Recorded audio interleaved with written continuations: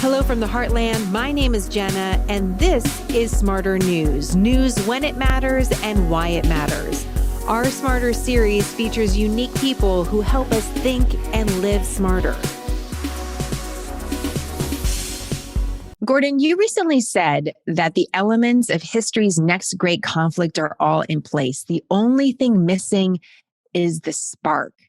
What do you mean by that, and why now? What we're seeing right now, Jenna, is two big aggressors, Russia and China, are threatening neighbors.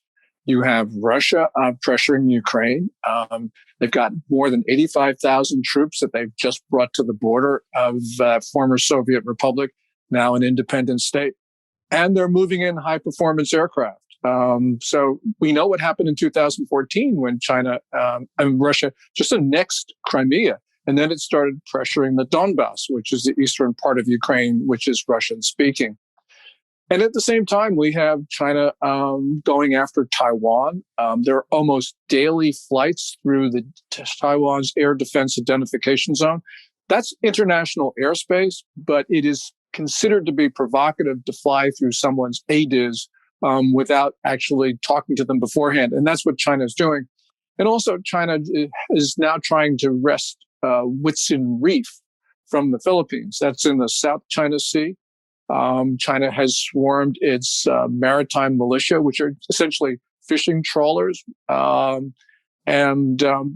what you have Moscow and Beijing thinking that they can move against countries in their regions. And you have a Biden administration which just took office. So it's not thought through Russian policy. It's not thought through China policy, which is yet to go through with a formal review.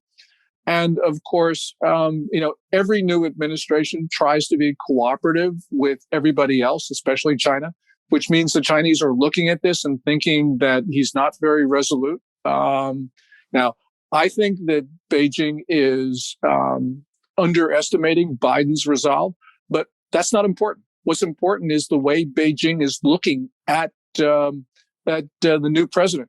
And what they're seeing is, look, we're going to test this guy.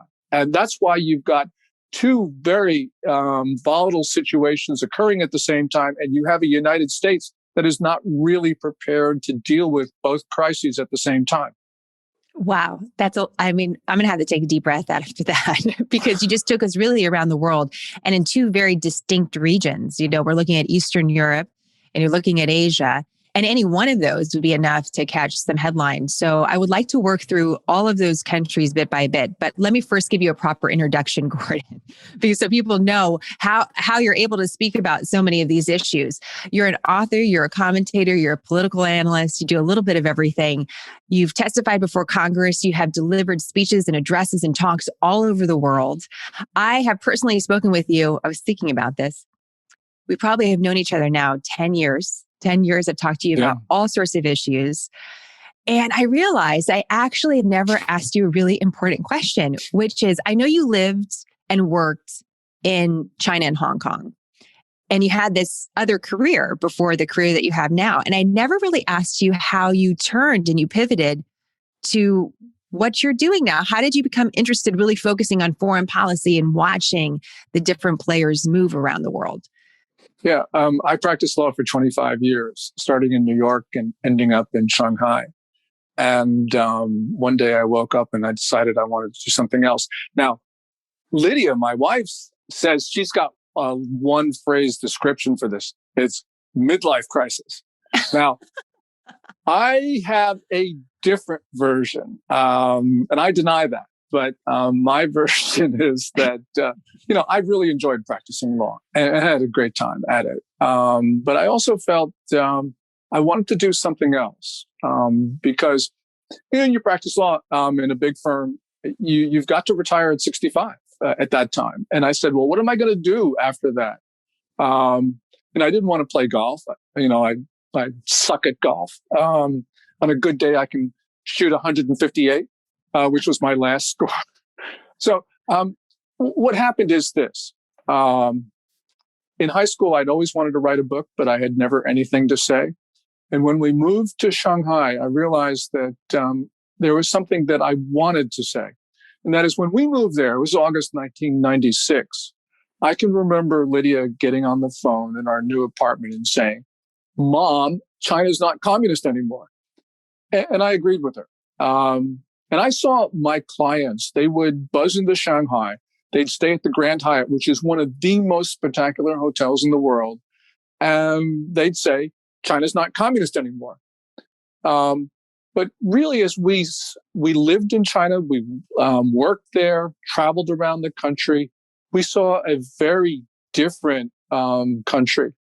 And we understood that this was a very different system than we first thought when we arrived and what my clients saw. And I knew that someone was going to write a book on this. And I knew that I would just kick myself forever if I let somebody else do it. So I've got a very supportive wife. My daughter decided that she didn't want to go to an Ivy League school. She ended up going to the London Institute, which was because she was photography. And that cost like $1,000 a year. So I could do this. And Lydia said, sure, go out and do it. And so I wrote the book, The Coming Collapse of China. And, it just sort of one thing led to another. And that's why I've got interested in policy. But it was really a change, something that I probably should have done earlier. But better late than never.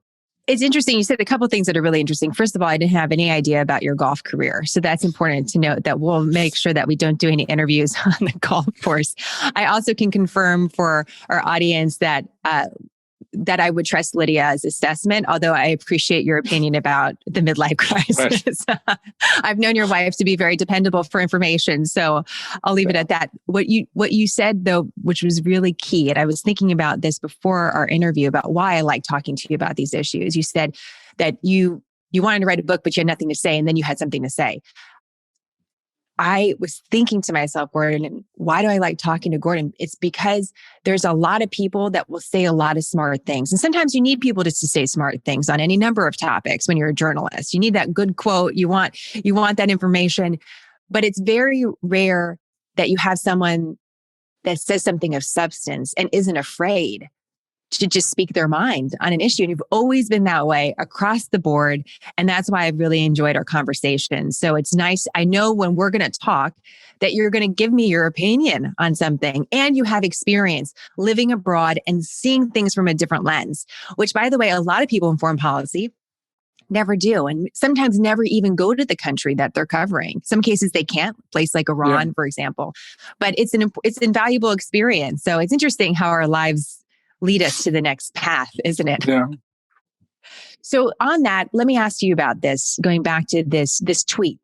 You sent this out on social media. The elements of history's next great conflict are all in place. The only thing missing is this spark. And then you hashtagged Russia, Ukraine, China, Taiwan, and Philippines. So I just want to work through each of those countries, hit some of the highlights, because this is not in our daily dose of news of what we're hearing about really on a regular basis. So I thought, let's just do it all together. So let's start with Russia. What should we know? You mentioned some of the troop buildup on the border with Ukraine, but what really stands out to you about what's going on there and why it matters? Well, I think it's because Vladimir Putin is aggressive, and he's willing to go and do things which shock people. For instance, people didn't think that he was going to try to actually annex Crimea, and he did that. And he took the United States and he took others by surprise. And that's why I think this is dangerous, because, it's not only Vladimir Putin. He now has a pretty good relationship with Xi Jinping, the ruler of China, and they do coordinate policies. We have seen this actually in a number of instances. In this particular time, I can't put my hand over my heart and say that Putin and Xi Jinping are talking about this, but they have coordinated policies, and they, I think, are acting at least with an eye on what the other is doing. So if one moves, the other is going to take advantage of the situation. And we know that this is from China's playbook, because 7 or 8 days into the Cuban Missile Crisis, they invaded India. It was 1962. And so we can see the Chinese being very opportunistic. And that's why you now have this crisis in Ukraine. Russia is essentially a weak state. It's got maybe 1.4, $1.5 trillion of gross domestic product.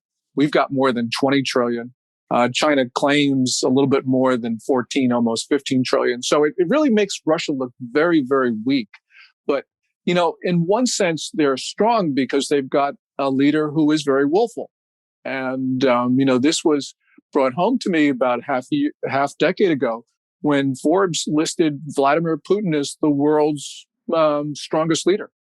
And I think it's really, even though he comes from a small state in a sense, he is willing to act and he gets what he wants. And that really is the test of effectiveness. What does he want? What do you think Vladimir Putin really wants now? Looking at the strategy of putting the troops on the border with Ukraine, and just to go back, in 2014, he marches it.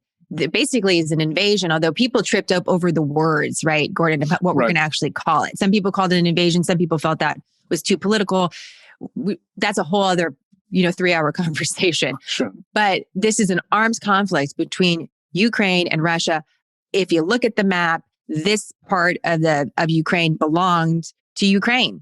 And a foreign country marched in and said, no, it's actually ours. We're going to take it. And so what is Vladimir Putin after now in 2021, 7 years after that? Yeah, I think he wants to absorb all of Ukraine. And he may not be able to do it. I don't think he'll be able to do it, but I think that's his goal because his larger goal is to put the Soviet Union back together. And so that means all of these former Soviet republics, which are now independent states, some of them are actually quite large. He wants them back. And he's starting with Ukraine. And he's starting with Ukraine because there are a lot of Russian speakers there. In 2014, he sent, the little green men into the Donbass, the eastern part of Ukraine. And he actually declared two people's republics there of primarily Russian speakers. And then they started issuing passports to them. And recently, Putin has been saying, look, we reserve the right to protect Russians abroad. In other words, Ukraine. And, the one thing about Putin is that he is such a powerful leader. Now, he, like Xi Jinping, can't retire because if he retires, he's dead in all probability because he's made so many enemies in the way of the way he's accumulated power. So, Putin's first number one goal is to stay alive, which means to stay in power, which means for him, he's got some real problems at home with the Russian economy, which means he needs to distract Russians from their current condition, which means he needs to, start chomping at Ukraine. So that's what I think he wants to do. He wants to reassemble the Soviet Union under Moscow's control again. We have to think about it in a different context, too, of going into another country and just starting to issue passports. Imagine if the United States did that into Mexico or went into British Columbia. And so, what, actually, this part is, it's ours. And it's interesting you mentioned that there's a lot of Russian speakers in Ukraine. I was speaking to a friend who has a Russian background. And when we were talking about Crimea several years ago, she said, well, there's a lot of people there that consider themselves Russian and don't consider themselves Ukrainian. And so it's, an interesting dynamic. Why do you think there is a relationship between these two powerful leaders? What's in it for Russia to have a good relationship with China, or Vladimir Putin to have a relationship with Chinese leader? Why would that even be something that you would think would happen? Yeah, I mean, and really, when you look at history, Russia and China have been adversaries. They've grabbed territory from each other. Things aren't very good, and a lot of very smart people in Washington and elsewhere say, well, over the long term, Russia and China can't form an enduring partnership. And I can buy into that. That's not an unreasonable view. And I think it's probably even more reasonable than the other view. But the point is, we don't care about the long term, Jenna. We care about the here and now. And in the here and now, Russia sells a lot of hydrocarbons, gas to the Chinese. They sell advanced military equipment. Xi Jinping supports Russia's advances. So, Vladimir Putin, he sees the world very much in the same way Xi Jinping does. So their worldview is copacetic. They also identify the same adversary, which is us. So why wouldn't they cooperate in the here and now? So do you think that Vladimir Putin would have a relationship with anyone who is the leader of China, or specifically, is there something that is bringing him together with Xi Jinping? Yeah, if China were a democratic state, I think that relations with Beijing would really be tense for Putin. But they're not. It's a communist state, and both of them want to stay in power. And actually, what I said about Putin is also true about Xi Jinping. Xi Jinping has got to stay in power for as long as he lives, because after he leaves, he can't go to another country. He can't do. He can't do a refugee status someplace.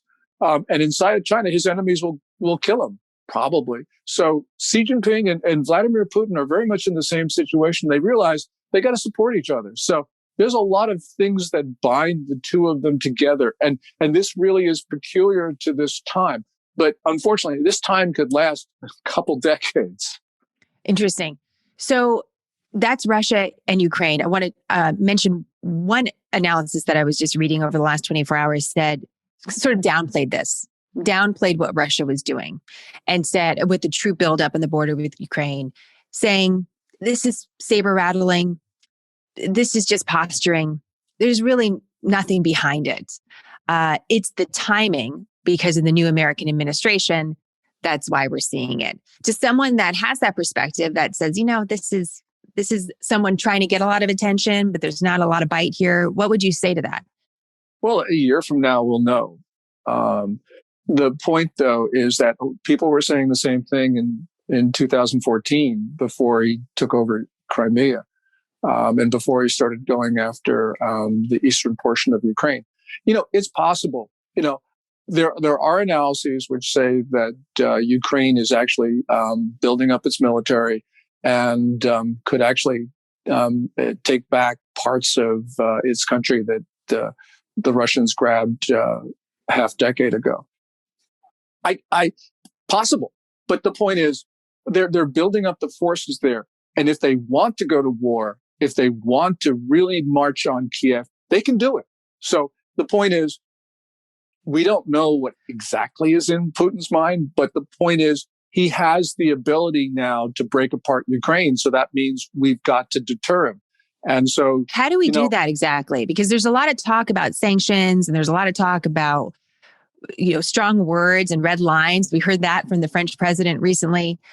But what leverage does the United States and others have to actually change the behavior of Russia? Yeah, that's a great question. There are a couple things. First of all, Nord Stream 2, the pipeline connecting Russia and Germany, is almost complete, but not quite complete. And if we were to stop it, which we should for a number of other reasons, that would be a real cost in Putin's mind. The other thing is on Ukraine, we could just accelerate NATO membership. And that would be a warning. Now, if we were to do that, we've got to be prepared to defend it. The point here is that at the end of the Cold War, the Ukraine gave up its nuclear weapons. And it did it with the assurances of the international community, including the United States, that we would protect it. That's the Budapest Memorandum. And we haven't really honored that obligation. So what we're saying to the rest of the world is, you better keep your nukes, or you better develop them. And that means there could be rapid spread of nuclear weapons if we don't act robustly with regard to Ukraine. There's a similar situation, and that was the Treaty of London of 1839, where Britain guaranteed the neutrality of Belgium. And one of the reasons why Britain entered World War I was because it realized that if it didn't honor the Treaty of London, that all of its other obligations around the world would be called into question. And that is unfortunately true. We know what happened in 1914. So really, we got to be concerned what's going to happen now, where you have one incident lead to so many others. Do we have viable partners in the leadership in Ukraine? The Ukraine leadership is not as we would like it to be, but you find those who have similar views and who are willing to support your positions are always not the people that you would like. So this is one of those situations which could blow over. And I can understand why people say this, but it could also start history's last war. So remember, Russia and China have a lot of nuclear weapons, and they apparently have doctrine to use them. So this gets exceedingly dangerous. It emphasizes why nuclear weapons matter, which is something I want to tie into with some other proxy countries that you also just recently wrote about. Let's move to Asia a little bit now as we talk about Russia and Ukraine. You have China, Taiwan, and Philippines that you were mentioning all together. Let's go back and unpack them one by one. Let's start with China being the largest player. What is happening inside China now? What is influencing China's next decisions with both of these other countries? Yeah, that is, I think, the most critical question that anyone could ever ask, because a lot of it, we don't know what's going on inside China. But there are certain trends that we can see which really look alarming. And just to look at some of the longer term ones, in politics, what Xi Jinping has done is he's changed the Chinese political system, which used to be consensual. And that means that when the system is consensual, like China had after Deng Xiaoping, who was Mao Zedong's successor, no one gets too much blame. No one gets too much credit. What Xi Jinping did was he took power from everybody, which means he now has complete accountability. There's nobody else for him to blame. So that lowers his threshold of risk. Also, at the same time, Xi Jinping has increased the cost of losing a political struggle. In the Mao Zedong era, Mao founded China. You lost a political struggle, you could lose your life. Afterwards, his successor, Deng Xiaoping, lowered the cost of losing. And that meant if you lost a political struggle, you got a really nice house in Beijing. Xi Jinping has increased the cost of a political struggle, which means two things. He now has nobody to blame, and he realizes that if he loses, he could lose not only power, but freedom, assets, life, everything. So that means he has a set of incentives which are so different than what we think he should have. At the same time, we've seen they invaded India in May of last year. Now, Chinese troops are still below the line of actual control in the Himalayas. We have Chinese encroachments in India's Sikkim. We have Chinese encroachments in Nepal.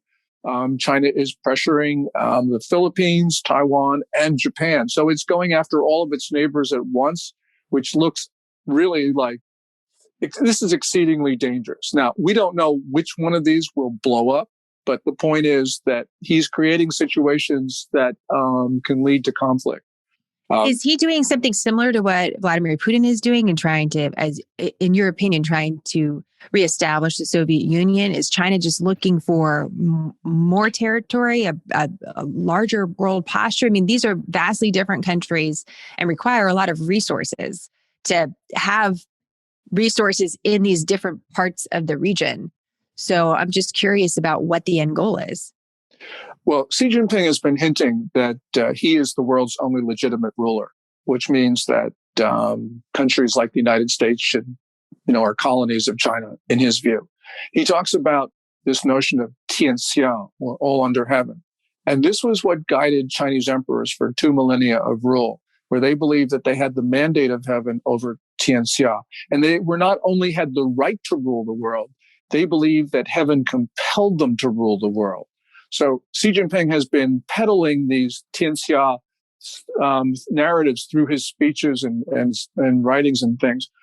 And his officials have been doing it. And his officials have been actually quite explicit in what they've been saying. One other thing, and just this is ludicrous, but we Americans ignore what our adversaries say because we say, oh, they can't really mean that. Well, yeah, they do really mean this, even though we think it's stupid or whatever. The other thing, this is Chinese officials now are starting to talk about the moon and Mars should be part of the People's Republic of China. They say, and they're hinting almost explicitly that if they get there first, they will exclude others from going there. So this is the most ambitious regime in history.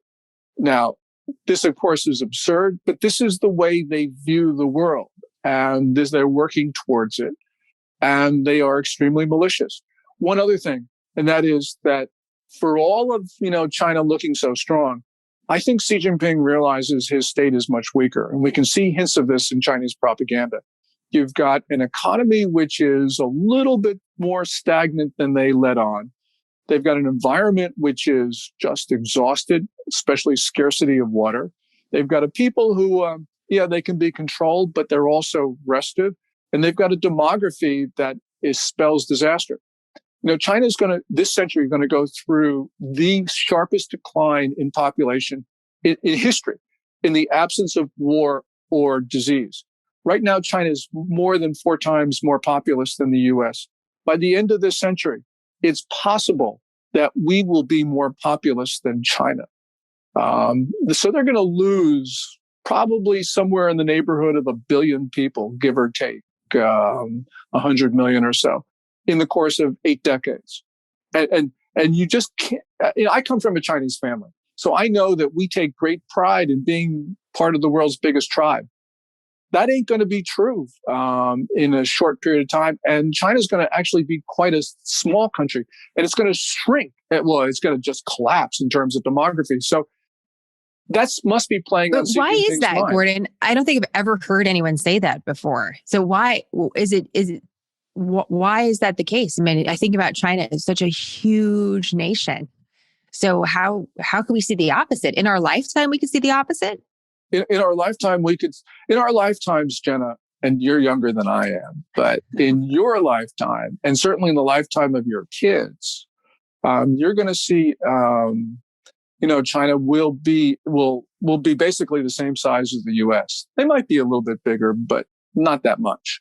And the reason is that there are a couple of reasons. First of all, there's the one-child policy, which was the most draconian, the most coercive social policy experiment certainly in our lifetimes. And this was a little bit of background. In the Maoist era, the total fertility rate, which is the number of children per female of childbearing age, was almost 6, something like that. Now, we don't know what the TFR is, but there's a Chinese demographer at the University of Wisconsin at Madison who says it's probably 0.9, and he says the highest it could be is 1.1. Chinese, and that sounds shocking. Remember, replacement, you have to have 2.1 children per female in order to maintain a steady population in the absence of immigration. And this demographer actually says China's replacement is not 2.1, it's actually 2.2 because of infant mortality. So there's a wide gap there. And so you see that being and the end result of that is a country that looks much different, at least when it comes to population, than it does right now.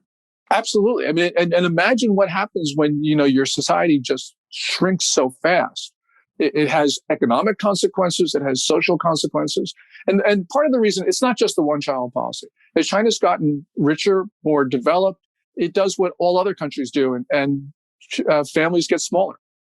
And also in China, you have something else, and that is, and this is evident in Japan especially, you have females not buying into the social system anymore, saying, we're not putting up with this crap.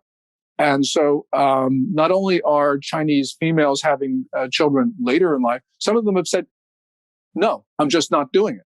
So that's why Japan is shrinking. And that's why China is perhaps shrinking now, and certainly will just shrink so much in this 8 decades. So that's something. So one of the things that's coming out of this conversation is that the leader of China, the Chinese government, is under some pressure in the immediate, but also perceived pressure for the future.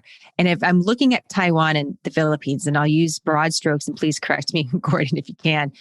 Taiwan, China considers Taiwan part of their territory, right, which is not the way that others view it. And right, in the last several months, probably longer than that, has been sending warplanes over Taiwan, as you were mentioning at the beginning of our interview, not really telling anyone that they're doing this. This is aggressive behavior that has been ratcheted up and pulled back and ratcheted up and pulled back. At the same time, you have the South China Sea, which, despite its name, which can be very confusing, is considered international waterway, yes, but not to China. China says Right. this is actually ours. And if we can, we'll show a map because you can see the South China Sea is not just off the shore of China. It's very much in the middle, the middle of several countries, including the Philippines, which wants to use this water as it always has for commerce and for fishing. And there's been a standoff between Chinese vessels. And Yes. maybe standoff might be too broad of a word. I could be more. No, standoff is right. Is it too? Standoff is I right. just didn't know if it's aggressive. I don't want to suggest an aggression, but there's a perceived aggression by the Philippines based on China's presence. So why, Gordon? Again, going back to that question, I mean, if you're a leader, you could pick one. You could pick something to go for. If it's Taiwan or if it's the South China Sea, but why is China choosing both? Or all of them. I mean, because right. We're talking about essentially a ring from India in the south to South Korea in the north, where China has territorial claims. That's a great question. I think it's partly because it's a communist regime. It is aggressive. It's Chinese, which doesn't help the situation when it comes to belligerence and arrogance. So what they're doing is they're looking at their neighbors and they're perceiving them to be smaller and weak. And remember in Anchorage at the end of March, middle of March, you had Yang Jiechi, who is China's top diplomat, in a 17 minute tirade. He was allotted 4 minutes, by the way. In a 16-minute or so tirade, what he does is he with the U.S. officials, right? So with it's the U.S. officials on one in side, China's on the other side. We're supposed to have this conversation, and it didn't go exactly as planned. No, it didn't. What the Biden administration wanted to do was to see if they could establish cooperative relations with China, and so on the Chinese side there was Yang Jiechi and Wang Yi, who's the foreign minister, the number two. On our side, we had Antony Blinken, Secretary of State, and Jake Sullivan, National Security Advisor. And it was started out with this, supposed to be both sides just sort of outlining their positions, supposed to be 4 minutes each. And Yang Jiechi, in a remarkable tirade, says a number of things, but the most important one, and the one that really chilled me when I heard it, was he looked over at Blinken and said, the United States can no longer speak to China from a position of strength. And what he was saying is that China can do whatever it wants to do. Now, this is the same guy about 5-6 years ago at a regional meeting in, I think it was Hanoi, looked around the room and again was a half-hour tirade. This time was he was sort of blood red. The veins were sticking out of his neck, and he was saying, China's a big country. Everybody else is a small country. That's just a fact. And that shocked the diplomats in the room, because this was just a breach of every diplomatic protocol. But this is the way they look at the world. And they look at the U.S. as a small country. Well, that goes back to a question that we asked about Russia, which is, again, if you want different behavior from someone or a country, you need leverage. And so what is the leverage that the United States has when it comes to having China not behave in a way that's looking at as aggressive or is it trying to expand its borders? And what fundamentally, Gordon, does America want from China? What's our goal? Okay. Well, our goal is peace and prosperity for everybody. And remember, a lot of people criticize American foreign policy, but remember, at the end of World War II, we were the strongest nation in history, far stronger than Rome. So what did we do? We had the Marshall Plan to make everybody else competitors to us. And what we did was we tried to build a world with rules and norms, in other words, constraining American action. And we actually dumped a lot of money into Europe to fortify it. And that's the way we view the world. And after the end of the Cold War, what we did was we did the same thing with China. We tried to integrate it into the international system. And we tried to do that with trade, trying to bring it into international institutions. We had a very pro-Beijing policy. Matter of fact, it was American policy favored the Chinese workers over American ones, which is another story. But the point is, that's what we want. We want peace and prosperity for everybody.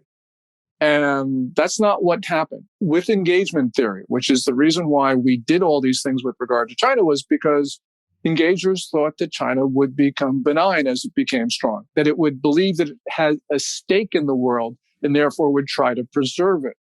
But it didn't. It became more belligerent, became much more arrogant.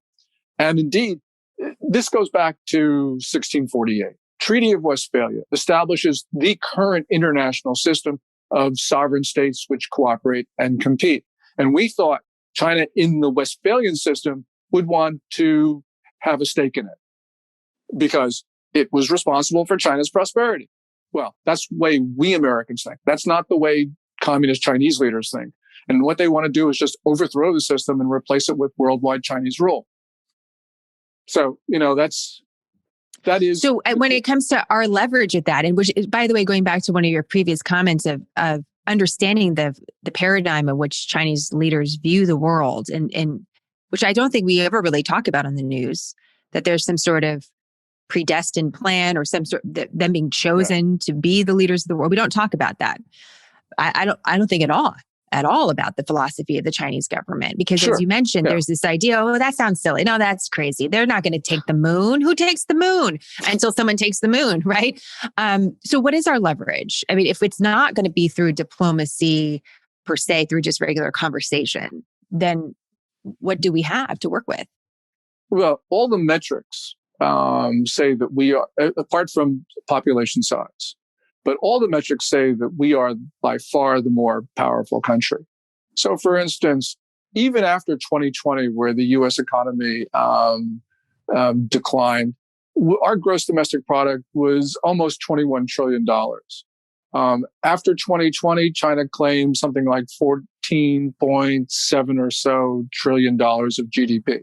So we're and by the way, China was exaggerating. But the point is, we're a bigger economy. Also, the U.S. economy is the world's largest. Is that going to the customer's always right? Is that a way of saying that? That our consumption is leveraged.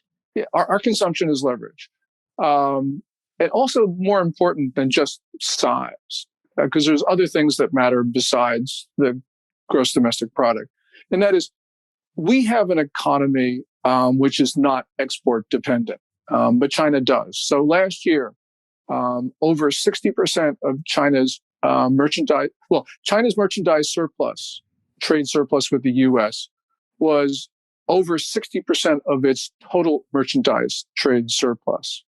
That gives us enormous leverage over China because they need our market. They are now, especially last year, they become much more dependent on net exports. And so, they need the U.S. market. Also, they need U.S. technology. And we've seen that with the Trump administration and continuing in the Biden administration, denying technology to China. And it's really having consequences for Huawei Technologies, which is China's telecom equipment manufacturer. So you just go down the line, we're there. What China says is we don't have political will, that we're not willing to use our power. And that's a whole other conversation. Are they right? They are more right than I would like to think, because we have constituencies in our country, Wall Street, for instance, Walmart's board, a lot of Fortune 500 companies that are really quite loyal or more loyal to Beijing than they are to Washington because Beijing coerces them and we don't. Their natural instinct is to salute China. When you say coerce them, is it because of the availability of cheap products, or is it something else? No, they say if you don't do X, Y, and Z, you don't have access to our market. So we're just cutting you off, and so we're cutting you off. Obviously, because China's right now is such a huge country, for these major companies, that's a huge deal. It's a huge deal because there's this notion that China is going to become the world's largest economy, which I don't think is true, but or certainly it's not certain. But also because they believe Chinese consumption is going to be, big market for them. And that's another long story. We'll save that. Let me, I do want to yeah. ask you about, I do want to ask you about this, going back to kind of the full circle, looking at both Eastern Europe as well as Asia together. One of the things that all of these countries share in common is the pandemic. And just even speaking personally, Gordon, I'm sure we've all seen that over the last year, it's easier to feel more afraid, right? In any number of ways, mentally, physically, maybe a little bit emotionally. And we know that foreign policy is driven by real people. China and Russia, just like a lot of other countries, have challenges internally that we can't even unpack in this conversation. So how do you think the pandemic has created the environment where, going back to what you said, the elements of history's next great conflict are in place? Would this be happening without the pandemic, or is the pandemic a major factor here? Yeah, I think the pandemic is a major factor. And the part of it is because 2020 was a good year for China from any sort of metric. So Chinese leaders feel pretty arrogant right now. Remember, let's go back and talk about, there's this whole conversation about where COVID-19 came from. Right. And we don't know the answer to that yet. But we do know one thing, Jenna, and that is whether this started out as a biological weapon, China turned it into one. And then just, if you can give me just 2 minutes here to explain this, because I think this is absolutely critical. China admitted that COVID-19 was human-to-human transmissible on January 20 of last year. But doctors in Wuhan, the epicenter, knew no later than the second week of December of 2019 that it was highly contagious.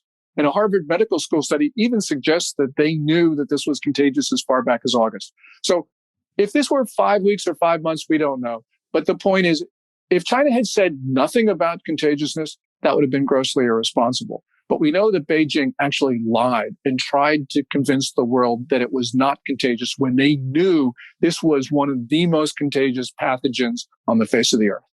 So that was bad. But what's made even worse is that Xi Jinping was pressuring countries, including the United States, to accept arrivals from China without restrictions, without quarantines. At the same time, he was locking down Wuhan and other parts of his country. Now, by lockdown, his own country, he thought he was stopping the spread of the disease. And that means by urging other countries, by forcing other countries to accept arrivals from China, he knew that he was spreading the disease, especially because he knew he was lying about contagiousness. You put those two things together, and there are other factors, but just put those two factors together, it says that the spread of this disease beyond China's borders was malicious. We don't know what Xi Jinping was actually thinking. But if he thought that, having seen his own country crippled by the disease, if he wanted to level the playing field by crippling other countries, he would have done exactly what, in fact, he did. Now, Xi Jinping knows what he did. And yet he sees, after 568,000 American deaths, that we're not complaining. And so he sees that he's much more willful, that he's much more powerful, because we're not defending ourselves. And in that sense, he is right, because we're not holding China to account. And the reason why we need to hold China to account is not because of compensation. We need to deter Xi Jinping from spreading the next disease. He got away with spreading COVID-19. Well, what about COVID-21, 22, 23, 24? And that means one other thing. Sorry for the monologue, but this has just gotten me to my core. And that is, we know that China is developing diseases that target specific ethnic groups. In other words, leave the Chinese immune, go after everybody else in the world. And that means that the next disease from China could be a civilization killer. Scary to think about. And we've never got into the heart of the origin of the new coronavirus. We've heard repeatedly during the Trump administration that there would be more information coming. We never actually got that information. And so one wonders, will that be a mystery that we ever unpack? Where will we be even in a couple of years when we're reflecting back on this time? Is this going to be a cycle? And what have we learned to benefit our own country, but what have our adversaries also learned about that? It's scary to think about, Gordon. does China face the same sort of, there's a lot of turmoil in the United States brought on by this pandemic, right? A lot of debate about personal liberties. That's because of the freedom that we experience in the United States. It seems that at one time there were reports of the Chinese rising up against their own government leadership because of what was done during the early parts of the pandemic. Is that happening at all? Yes, in Wuhan not now. Specifically. Yeah, in Wuhan, there was actually Beijing started deploying guards with guns. The police in China generally don't carry weapons or don't carry guns. And they started patrolling with automatic rifles and stuff because there was a lot of discontent with the lockdown. Right now, that's not the case. China has, for various reasons, and this has led to a lot of speculation about COVID-19, where it came from, has actually not spread as fast in China as it's in other places. Remember, this went through the summer when normally coronaviruses just die away. And, we're heading into another summer in the Northern Hemisphere. And this is picking up speed. So this disease does not look like prior ones. It's not acting the way we thought it would. It's very, very mysterious in so many different ways. So one of the things that you said is that the only thing missing is the spark from the next large world conflict. And you actually just wrote something I'm going to pull up on my phone because you just saw it this morning before our interview. You said the dragon and the bear, so China and Russia, appear to be coordinating moves. You talked to us a little bit about that. At the very least, each is acting with an eye to what the other is doing. Once one of these aggressors makes a move, the other large state taking advantage of the situation will almost certainly follow. Biden also has to be concerned, and this is the key part. Biden also has to be concerned about Moscow or Beijing acting through proxies, Iran and North Korea. I don't want to keep you for too much longer, but when you say all we need is a spark, what spark are you looking for? And what do you think those other countries that we haven't even talked about during this conversation mean to this equation? Yeah. Spark could be Putin actually moving his troops across the border and moving on Ukraine. And the U.S., of course, is going to be tied up by that, as will the rest of NATO. That means that, we could not have sufficient assets in Asia. So Xi Jinping may decide that would be a good time to grab a part of Taiwan. Remember, parts of Taiwan are just a couple miles off of China's coast. Those outlying islands, Kinmen, for instance. So that could happen. We could see, for instance, Kim Jong-un, the North Korean ruler, create have another terrorist incident in South Korea. That would tie up our 28,500 troops on the Korean Peninsula. All sorts of things. There's just all sorts of things that can happen. Among Asian foreign policy experts, they talk about Taiwan tied up with Korea. They are inextricably linked. So, for instance, Mao Zedong was actually thinking of invading Taiwan in the late 1940s, and he didn't do it because Kim Il-sung, the North Korean ruler at the time, invaded South Korea in June of 1950, and that diverted Mao. That saved Taiwan. So there's always been this linkage between the two. And Chinese diplomats, are reputed to say, and I don't know if this is true, but they're reputed to tell our diplomats that if we want help on North Korea, that we've got to give up Taiwan. So there is the linkage in the minds of people in Asia that these two places are together. So you have problems in one place, you're going to have problems in the other. As I said, China has done this in the past, has taken advantage of geopolitical turmoil elsewhere. Once these things start to happen, events move fast. National leaders probably can't manage the situation, and then untoward things occur, and that's the risk. That's, by the way, how world. Well, it's scary to think about because you think back on the other world wars, and you see, and we see it even with our own news cycle, with other stories that aren't as large of consequence, but have large consequence in our own lives, where just one little decision leads to another chain of events that leads to something else. And then suddenly you find yourself in a place that you never thought you'd be, which leads me to our final question, Gordon. over the last several years, we've had the benefit of some very drastically different foreign policy. Some would say that's not a great thing. I'm saying a benefit to us as an audience, as citizens, in that we've seen a lot of different models of American leadership where we're talking about President Bush or President Obama or President Trump and now President Biden. These are all very different leaders that had different policies. And we're just learning more about the Biden administration. We don't really know exactly what that's going to look like. So what do you think we've learned from all of this? What is the lesson to get the best result for America? What's the takeaway? I think the takeaway, two things. I would have always loved to have put President Obama and President Trump in a bag, shake them up, and come up with a fusion foreign policy. I don't know if they would enjoy that. Going back to your golf story, I don't know if I could see them on the golf course together. I don't know if we could shake them up. I don't know. But that's a very interesting concept to think about. So tell us more about that. Yeah. What we need is, first of all, we need to understand, as President Biden, as candidate Biden criticized Trump, we need to get our allies on board. And that's definitely true. Trump was not that much of an allies guy, at least with regard to Western Europe. What Trump told us was we need American leadership to do things that people didn't think was possible.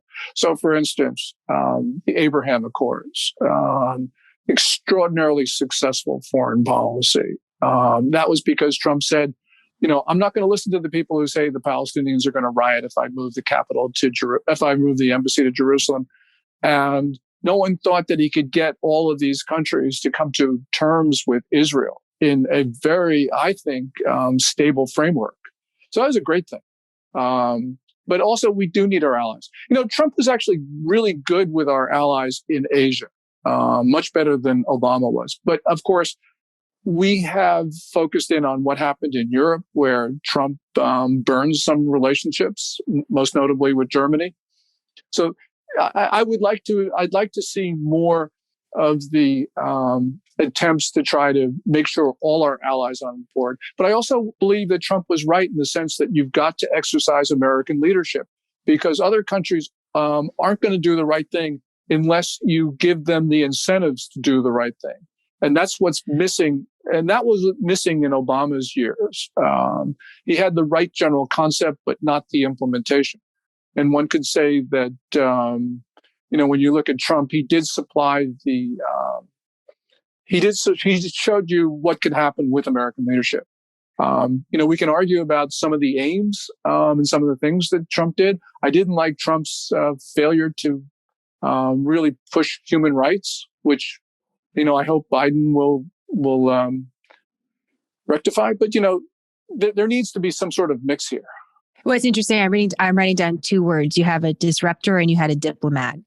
And both of them received a lot of criticism on all sides for that. So what is a mixture of that, and how can that help inform us? All right, final question, Gordon. It's a lot to think about. You've given us a lot. There's a lot to think about in the world. I always ask our guests, what is the one thing that makes us a little bit smarter? And maybe you can give us just a little bit of advice as we're looking about headlines around the world and we're looking through our lens. What do you think can help make us smarter about what we should know about foreign policy in 2021, America's position, and what we're watching around the world? I think that the most important thing that we can keep in mind as Americans is that the assumptions that have driven American foreign policy for decades probably no longer apply. This is a very different world with very aggressive adversaries who are willing to use the most malicious tactics. So we've got to view the world in very different terms we don't want to think about. But nonetheless, if we don't, we are going to be caught by surprise again. And this time, we disregarded Al-Qaeda. And both Republicans and Democrats deserve a lot of blame for that. But they reached out and they, one day killed almost 3,000 Americans. China can do the same thing, but China is much more powerful than Al-Qaeda ever was. And Xi Jinping is just as malicious as Osama bin Laden was in different ways. So we're facing one of these critical moments. And if we can get through, I think, the next 2 or 3 years, we'll probably be in okay shape. But this is, I think, one of the most dangerous. This is the most dangerous time that I've lived with the exception of the Cuban Missile Crisis. But in many ways, this is as serious a situation as that was. As promised, you give us a lot to think about, and you're not afraid to say what you think too, Gordon, which is refreshing, as important, and this is a really important conversation. Thank you for joining us, and I look forward to having you back. So we should check in about 6 months, and as you mentioned, a lot of different directions these stories can go. So we should check in again in about 6 months and take an assessment about what you think about the spark then and whether or not we've seen it. Gordon, thank you very much. Well, thank you so much, Jenna. I really appreciate this opportunity. Quick, concise, nonpartisan, smarter news, a refuge from the storm. I'm Jenna. Thank you for choosing smarter.